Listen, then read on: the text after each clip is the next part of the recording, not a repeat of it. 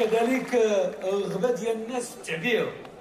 سمعنا للشباب والنساء والقدماء المناضلين ديال الحزب وكذلك الوافدين الجدد، وكلهم لباو نداء ديال التغيير، وكنقول لهم غادي نكونوا معاهم في الموعد كما كنتوا نتوما في الموعد. اللي يحشمنا والله يعطينا على قد نيتنا وعلى قد مجهوداتنا، هذا الشيء اللي كنتمناو ان شاء الله.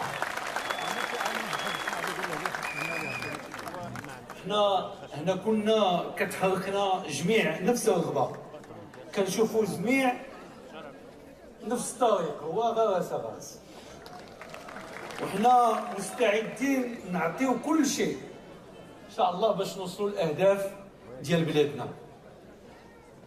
كنظن الاخوه المواطنين ان عرفتي اشنو اللي كنتقاسموا جميع؟ اللي كنتقاسموا جميع هو الوطن.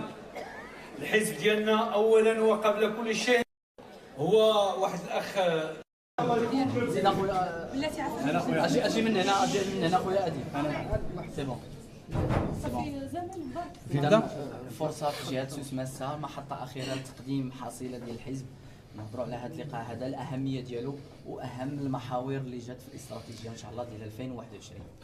يعني بعد الجولات الجهويه اللي الحمد لله كانت ناجحه بالنسبه للحزب، وهذه الجوله الاخيره اللي كانت مناسبه بعد الاستماع ديال المناضلين والمناضلات على الافاق المستقبليه ديال تنظيمات الحزب، جبنا واحد التوجه استراتيجي ديال تنزيل نظام جديد باش يمكن نتفاعلوا مع الاعضاء ديال الحزب وكذلك مع المواطنين اللي بغاو ينخرطوا في المستقبل.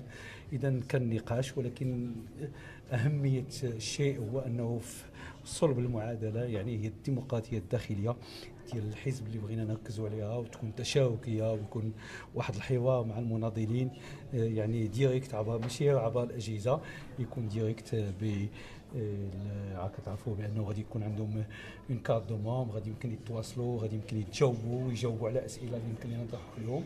فاولا فيها عصرنه ديال الحزب، وثانيا فيها سياسه القوم والتواصل. والحمد لله انه يعني كان جمهور كبير وغفير ديال سوس اليوم اللي حضر، واللي يعني كيناشد غاس باش نكملوا في الطريق، وهي طريق اللي كيظهر لي بانه طريق ديال المعقول ان شاء الله باش نبنيو المستقبل ديال الحزب. نعم، السي خنوش، المفاوضات فين وصلت من بعد يعني البلاغ الاخير ديال انتهى الكلام؟ واش كاين شي مؤشرات ديال المستقبل في المفاوضات؟